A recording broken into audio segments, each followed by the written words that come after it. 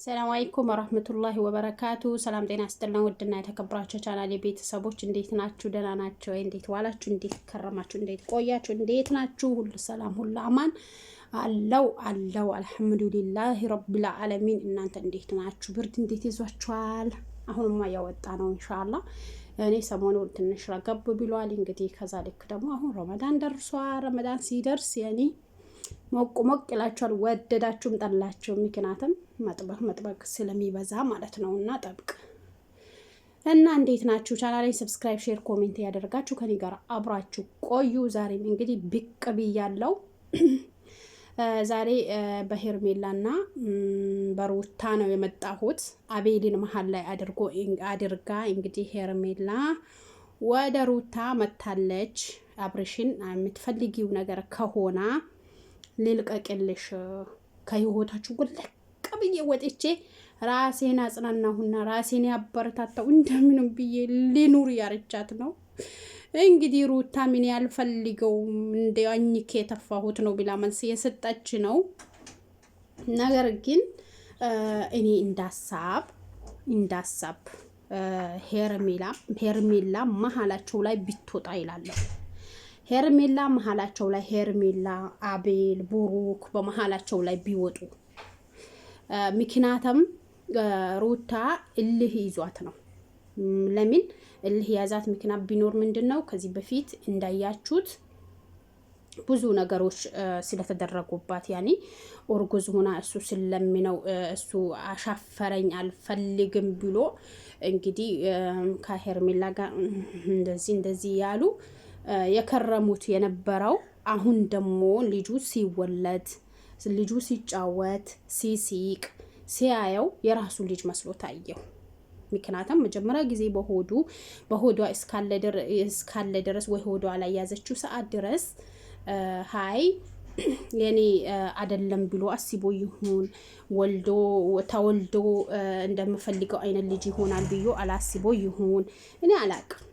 ግን አሁን ሲወለድ ጊዜ ተንገበገባ፣ ተሽቆጠቆጣ፣ ፎንቃውም እንደገና ተመለሰ መሰለኝ አላቅም። ነገር ግን ሄርሜላ እንዳሳብሽ ውጭላቸው የእውነት ውጭና ቢያንስ እስቲ የሚባለው ይሄ ውጭ ከሀገር ውጭ ወተሹም እስቲ ሙክሪው። እኔ እንዳሳብ ነው ሰጣውሻለሁት፣ እንዳሳብ ልስጥሽ።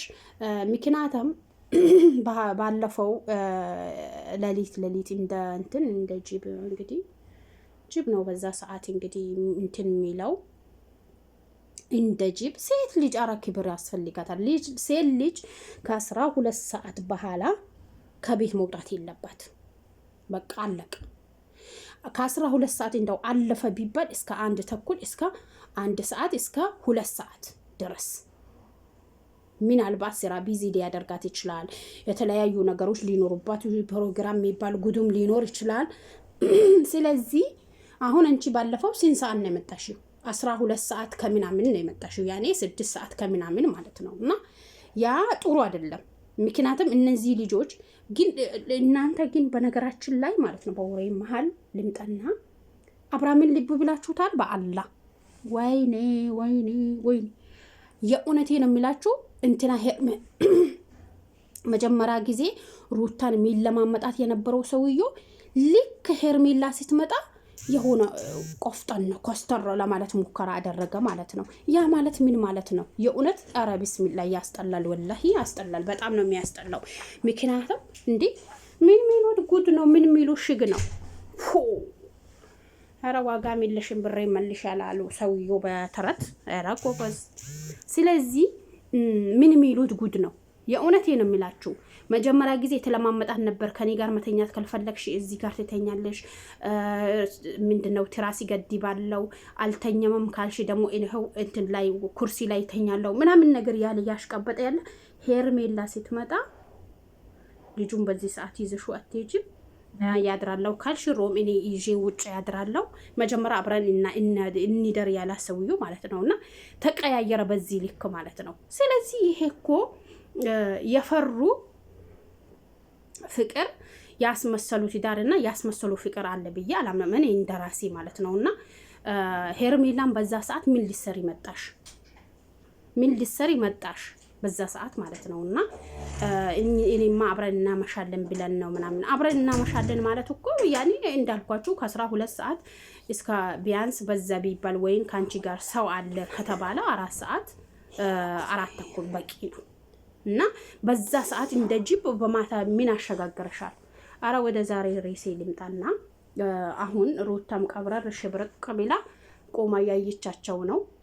ባለፈው እንዳያችሁትም አብርሃምም ያኔ ከሩትን ምክንያቱም የፈለገም ነገር ይሁን ከልጁ የሚበልጥ ነገር የለም ብዬ ነው ማምነው። አሁን እስስ የሚባለው ፍቅር ዋጋ ያለው አይደለም። ምክንያቱም ማናት እቺ ሄርሜላም ከሩታ ጋር ያለ የሆነ ነው አይተው ነው እንግዲህ የተጣበቀችው እንደመጅገር።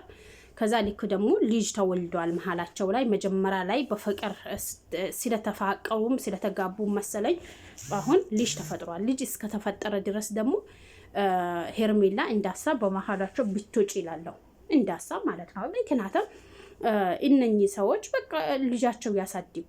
አሁን ህፃናቱ ማለት ነው የእውነቴ ነው የሚላችሁና ወንድ ማለት እናትም አባቱም ይፈልጋል።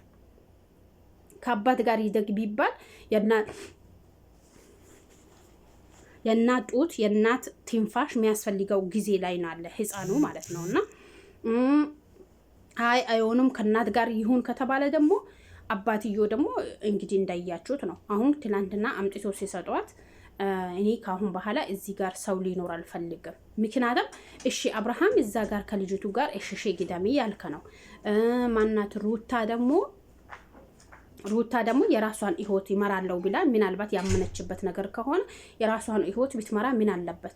አንተ አሁን እሺ ግዳሚ ያልከ አይደለም ወይ? አንተ ጻድቅና ሰራህ ያለኸው ስለዚህ ያንተን አይታ ነው። እና ብዙውን ጊዜ እንግዲህ እስካሁን ድረስ ባየናት ወይም ደግሞ ድራማችሁ ከጀመራችሁ እስካሁን ድረስ እንዳየ ነው አንተ ብቻ ነው የተጃጃልከ ከረምከው። እሷ ኖርማል ናት ማለት ነውና ስለዚህ አሁን እኔ የሚለው ነገር ቢኖር ምን ችግር አለው ነው። ምናልባት ተፈቃግዳችሁ ምንድነው ይሄ የሚባለው ጋብቻ ወረቀታችሁ የቀደዳችሁ ከሆነ እኮ አይመለከታም አንተ ነው እንደተባለው ጉዳይክ ልጅክ ነው። ልጅህን አይታ መውጣት ትችላለህ። እና ባለፈው እዚህ ጋር ልጅን ላይ ሲመጣ እንደፈለኩ መጥቻ ያለው እንደፈለኩ እንትን ይላለው እና ሌላ ሰው ማየት አልፈልግም ነው ያላት። ከዛ እሷም ደግሞ ትክክል የሆነ መልስ ለመለሰችለት እዚህ ጋር የራሴ ህይወቴ ነው በቃ ላይፌ ነው ይኖርኩ ያለሁት ናለች። ትክክል ነው ይሄ ነገር ትክክል ናት። ምክንያቱም አንተ እዛ ጋር ላይፍህን የቀጨ ወይ አንተ ጥቅልል ብለህ የተቀመጥከ ነገር ከሆነ ከዛችም የላልከ ቢሆን ኖሮ ቢታወራም ያኔ ተቀባይነት ይኖራል። እዛ ጋር ተጃጃልክ እዚህ ጋር ተቀባይነት ይኖረኛል የሚለው ይሄ ወሬ ነው።